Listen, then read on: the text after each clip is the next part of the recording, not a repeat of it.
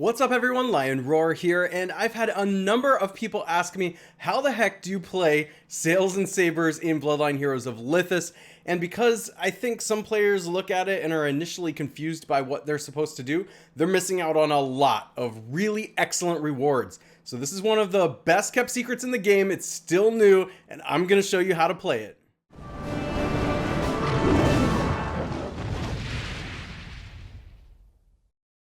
But first, download Gemstone Legends, a mobile RPG puzzle match game. Use the link in the description to start with free stuff, including a bonus hero. Alright, so from the lower right hand corner of the screen, click on the Conquest ship, and you're going to see this menu right here. And SAILS and Sabers is now active, so you can also click on that to get to this screen. Now, I'm going to cover this in three parts. First is the free-to-play players. How do you play this the most efficient way you possibly can if you are playing this game totally for free to get the best reward you possibly can?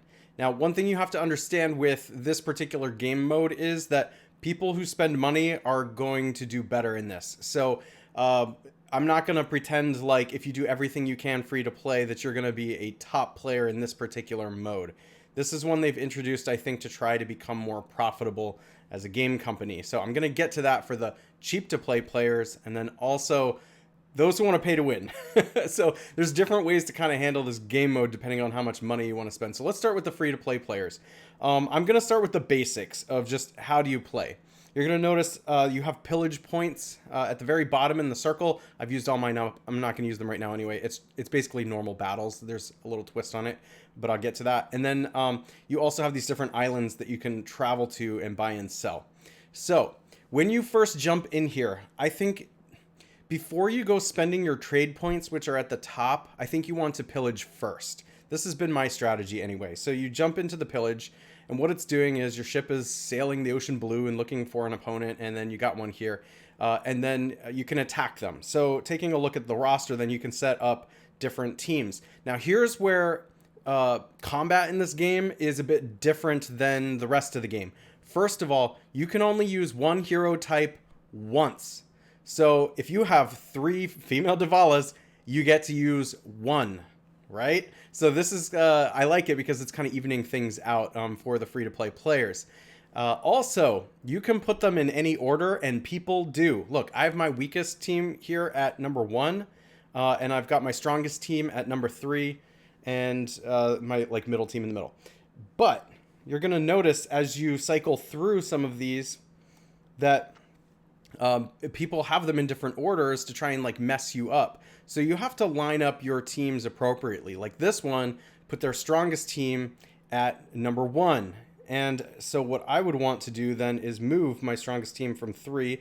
Look, they provided these nice little arrow buttons so you can move them up. I want to put my strongest team at number 1 so that I can then attack their strongest team. All right, so why are we pillaging? It's because look at the amount of merchant credit they have there. This guy has 529,308, and you can steal some of that, and you want to because it's extremely profitable. So use all your pillage points to attack and steal those. Now, I don't know if I can cycle through this and find somebody with commodities still on their ship, but occasionally that happens, and I've noticed not a lot of people do. A lot of people try to sell their commodities, which I'm going to get to in a little bit, but you can occasionally find somebody who in this there's a bar right above my heroes or their heroes that has nothing in it. Occasionally there's going to be commodities in there. So not only can you raid their ship and steal their merchant credit, but you can also steal some of the commodities on their ship. So having said that, if you have commodities, make sure to sell them before you take a break from the game or whatever so that people aren't raiding your commodities. But anyway, this is how you do it. You can cycle through. You have basically 5 choices of opponents to hit in order to steal their merchant credit and their commodities. Now, the reason I'm suggesting you do this first before you go using the trade points is because if you do capture commodities, you're going to want to come back in here and wherever your ship is docked, see if you can effectively sell those commodities then before you get started with trading. Now, you should probably only sell them if it's really profitable, and that is part 2 that I'm going to get to here with the free-to-play players, or really anybody who's spending money, is just to be as efficient as possible when you're buying and selling. Okay, so maybe you stole some commodities, but the main part of trading is now going to be to buy commodities and sell them. All right, so you can see my ship is docked here, and there's a little green icon with a commodity and a red icon with a commodity. The green one means that I can get really special prices on that commodity, and the red one means I can get really special prices selling on that commodity. So let's jump in here and I'll show you. So this one is saying that for Titan bone, I can get it for 35% off. Now that number is going to be different for you if you're free to play. That's because I bought a special ship. So when I get to the cheap to play and the pay to win folks, there's ships you can buy. That's why my numbers are different. And that's also why the people who spend money are probably going to profit a little bit more. But you're still going to see a big discount on Titan bone. So the goal here is, if you can, buy Titan bone for as cheap as you can. You want it to be one of those green ones. And then you want to go look for somewhere to sell it where you're going to get an even better price. So look here at Abydos. I'm going to click on this one, and you can see that I can sell Titan bone for plus 30. Again, the numbers are going to be different, so kind of ignore the numbers, but you can see that's the biggest profit that I can get off of that one. So it's really beneficial for me to buy the Titan bone here and then to sell it over here. Does that make sense? That's as profitable as I can be, but it's not as efficient as I can be, because do you notice I have to make 2 stops to do this?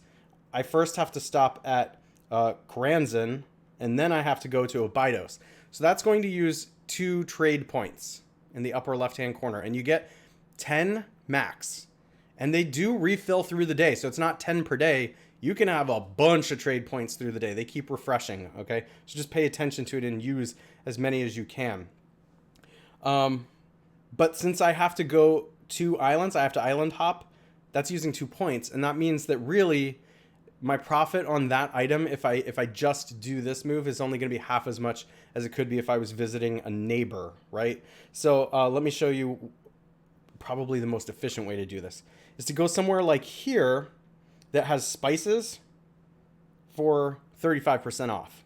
I want to buy all the spices, fill my ship up, and then I want to go up to Karanzan where there's a special price on selling spices, plus 30. So do you see that's just like the Titan bone, but now it's just 1 stop away from each other here. So sure, I'm still going to have to spend 2 trade points the first time I go, because I'm going to have to visit this city and I'm going to have to visit that city. But then this is where you can be as efficient as you possibly can. You can go back and forth between these 2 cities buying and selling spices where you get a gigantic profit.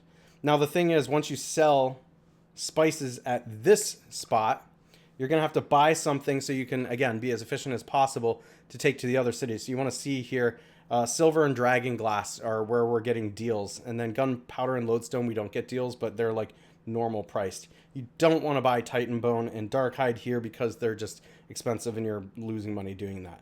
So going to Samalkin then, and taking a look at that, it was, just so I remember, it was silver and dragon glass. Okay, so when we go here, there's no silver and dragon glass we can sell here. So then we have to look for something else. So the gunpowder and the lodestone. All right, so going back here, we can, at least there's gunpowder here. It's normal price. So we're not really going to be able to make a whole lot of money off of the gunpowder, but we're making a whole lot off the spices. So it would be in your best interest to buy spices at Samalkin, sell them at Karanzan, then buy gunpowder at Karanzan and sell it at Samalkin, and then keep going back and forth between the 2 there to make as much profit as you possibly can. Now, ideally, if you can find it, and this is why you have to go looking around at all the different islands, you want to find something where you're getting a discount when you buy it, and then you're getting a huge profit when you sell it at a city, the same way back and forth, right? So it would be awesome if we could buy spices at Samalkin, sell them at Karanzan, buy silver at Karanzan, and then sell them for a profit at Samalkin, but we can't do that. So that's where your strategy is going to come in with SAILS and Sabers, is being able to find the 2 cities right next to each other where you can make the most profit and just go back and forth between the 2. And sometimes that's not possible. Like, for example, this is not a great setup because buying and selling gunpowder is not earning me very much. It would probably be better for me to look at the other islands around and try to find a better one to go back and forth between. But sometimes it's not going to be possible. These change. The commodities that the cities are buying and selling for profits and discounts, it's going to change relatively frequently. And sometimes it's going to be better to go back and forth between three. For example, buying spices here, selling spices here. Then buying something at Karanzan, I can sell over here at, what's the name of this town?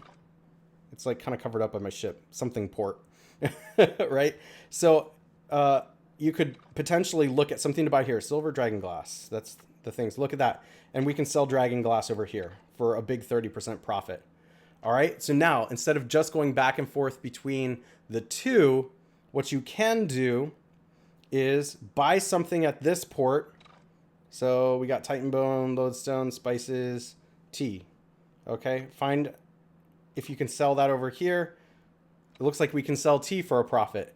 So in this scenario, and this is where the strategy really comes in, and I'm showing you, we're now taking the next step. Instead of just simply going back and forth between two cities, you can set up a triangle basically, where over here at this port, I'm going to buy tea, even though it's not for a big discount, but I can sell it for a profit here. Then I can buy spices for a big discount, and I can sell it for a big profit at Karanzan. Okay, and then I can buy dragon glass here for a discount, and over here I can sell it for a big profit.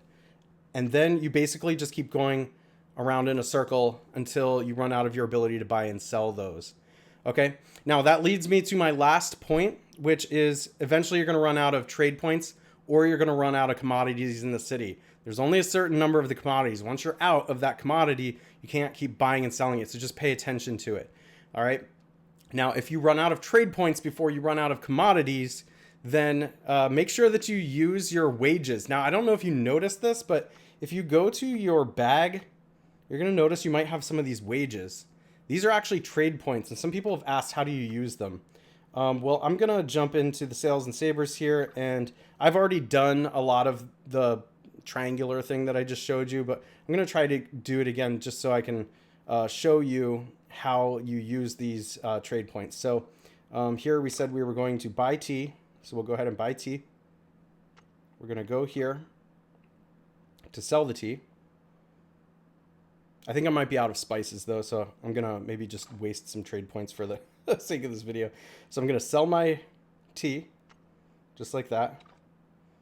I'll buy as many spices as I can anyway. So we'll buy some spices. And I'll just buy some dragon glass because I know I can sell that as well. But I just want to load my ship up. You want to load your ship up. Make sure it's completely full. We're going to go over here to Karanzan. Let's go ahead and sell these. So spices, sell. We'll go back here. We know that dragon glass we can get a big profit on. So I'm going to buy dragon glass.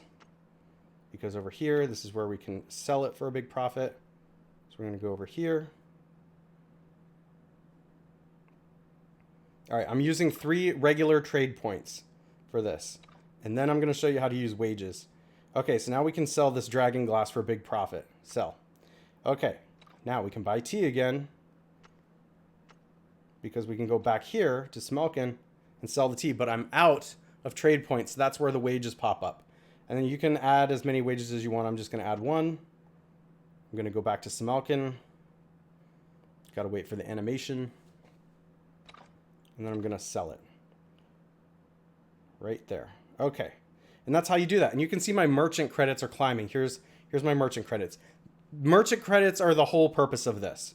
So in the upper left-hand corner, that's your money basically. And the more money you earn, the better you're going to do on the leaderboard. I will tell you, it's the pay-to-win folks that are going to be all at the top here.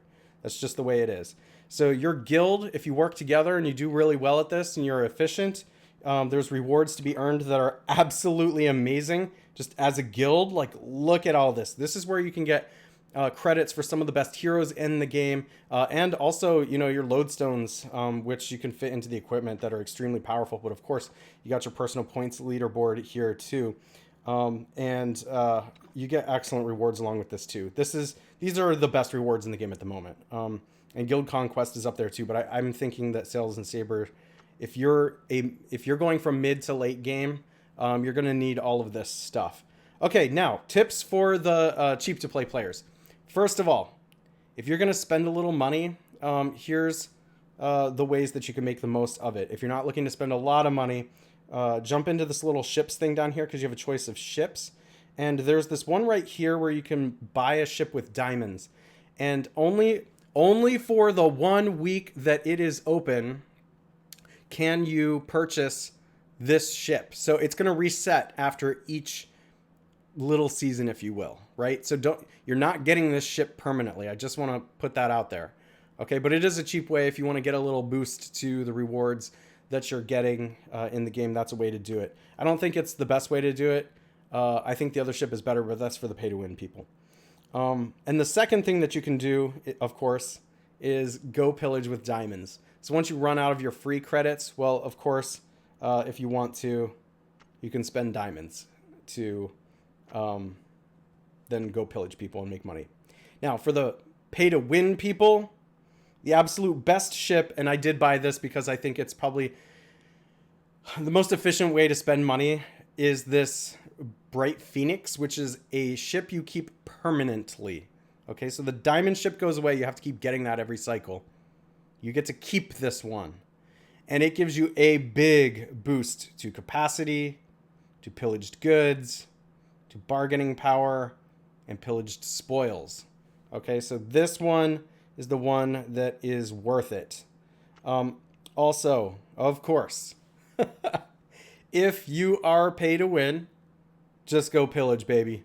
Like, that's where you're going to get most of your merchant credits. Sure, you're going to get some from buying and selling, but just look at this. 510,347 this guy has.